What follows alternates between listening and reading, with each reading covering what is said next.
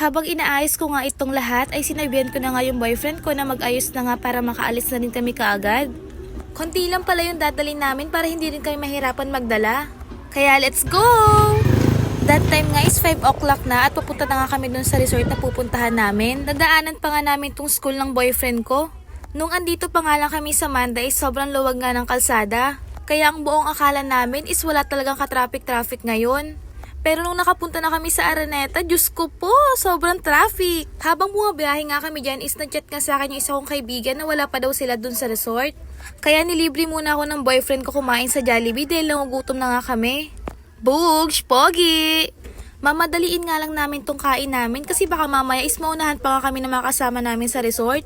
Pagkatapos nga namin kumain is umalis na rin kami kaagad dahil sobrang traffic nga dito sa Araneta. 12 minutes na nga lang is nandun na nga kami sa pupuntahan naming resort.